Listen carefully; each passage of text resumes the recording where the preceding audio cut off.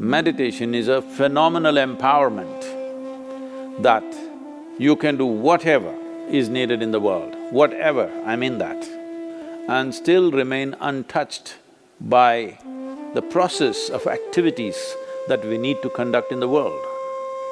If you sit here,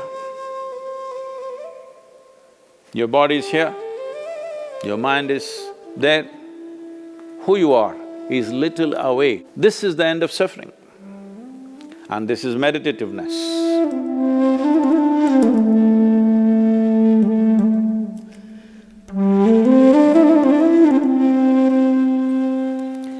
Namaskaram. Probably the second most repeated word, oft-repeated word in these last few weeks, apart from coronavirus, is meditation. Everybody is suddenly, people who had never meditated in their lives, never even considered that possibility, are now suddenly talking about meditation, the need to meditate, wanting to meditate. Let us examine this meditation, what this is. First of all, what does the word meditation mean?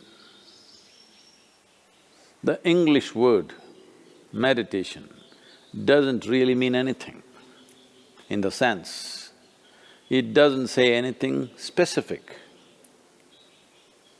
If anybody sits normally with their eyes closed, it's assumed they must be meditating. One can sit with their eyes closed and do many things. You can do japa, tapa, dharana, dhyana, samadhi, shunya, samyama. Or you might have just mastered the art of sleeping in vertical postures. So the word meditation in English language doesn't specify anything. Generally we assume, or generally people assume that meditation means dhyana. In Tamil Nadu it's dhyanam, if you go little north it's dhyana, if you go really up north it's dhyan. If you go further up it becomes chan, if you go little more east it becomes zen. Same thing. So, what is this dimension that we are trying to describe with this word meditation? One fundamental thing that we need to understand is, you cannot do meditation because meditation is a quality. A quality is a consequence of a certain process. You can initiate a process, you can conduct a process. You cannot conduct a quality. Quality is just a consequence. It is like you want flowers in your garden. You don't sit there and do flower meditation. You know what happened to the flower people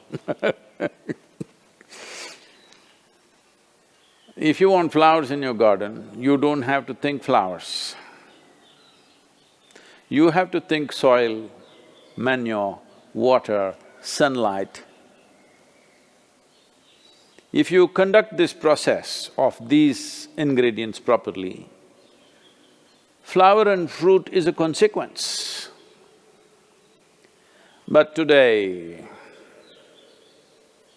the world has become so goal-oriented. Because they're so goal-oriented, they are not interested in the soil, definitely not interested in the manure and all the other things, but they want flowers and fruit. If you want flowers without soil, manure, water and sunlight, well, you will have to settle for plastic flowers. Plastic flowers are very wonderful. Those who think of utility, it serves you in many different ways. It comes with a 5-year guarantee. Flowers are a nuisance.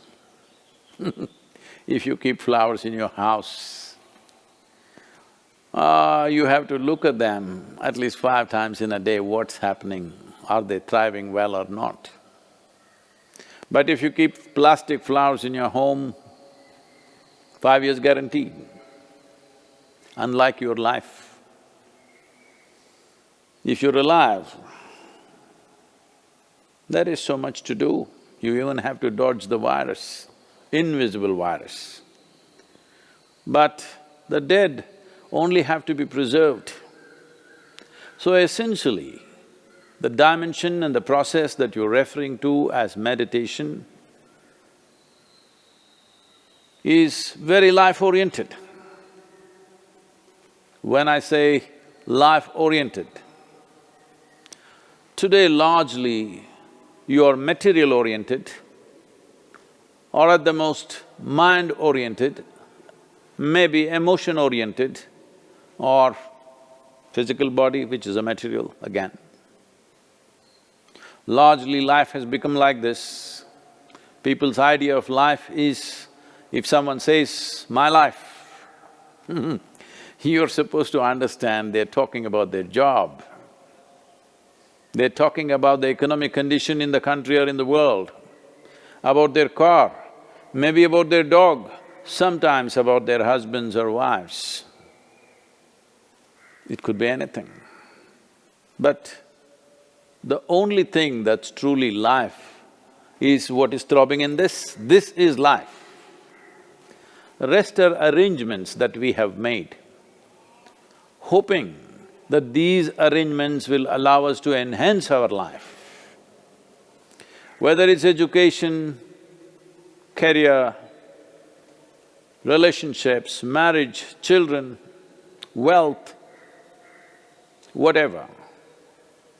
All these things one is after only in the hope that it will enhance our life.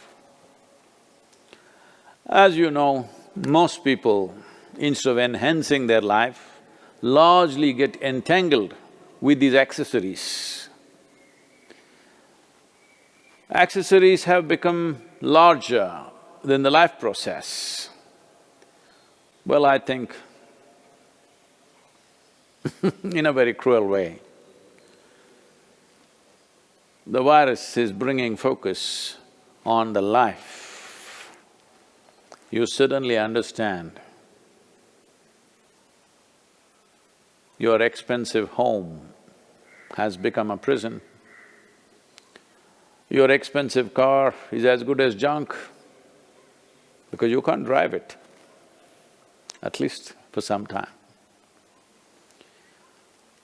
And right now, the world is in a situation where we do not know how long will it take before you're back on the road and swing around a little bit in your automobile?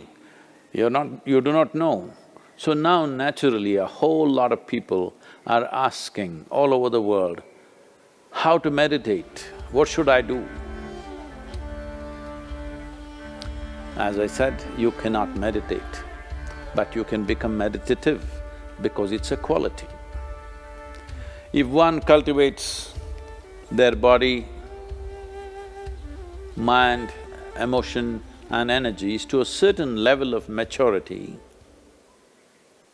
you will be naturally meditative 24 hours of the day. Meditation is not an impairment that if you're meditative, you have to close your eyes and be limited to one place. Meditation is a phenomenal empowerment that you can do whatever is needed in the world, whatever, I mean that. Whatever is needed in the given situation and still remain untouched by the process of activities that we need to conduct in the world. This empowerment or without this empowerment. In fact, a human being is crippled because if what you have to think, feel, understand and act in the world is going to rub off on you in such a big way, naturally you will hesitate to do what is needed. Naturally you will avoid doing things that need to be done. In a way, the moment you are in a state where your own activity and the activity of the world around you and the activity of your mind and your emotion, once they're impacting you every moment of your life, then in some way you will cripple yourself because naturally you would want to keep the scale of your life very limited because activity, thought, emotion, involvement with life can cause enormous amount of suffering. Once there is fear of suffering, knowingly or unknowingly, you will limit the scope and possibilities of your life. Meditation means just this, in a very simple way if we have to put it. If you sit here, your body is here, your mind is there, who you are is little away from these two dimensions of physical body and mental accumulations. These two accumulations of body and mind, if a little space arises between you and this is the end of suffering. And this is meditativeness.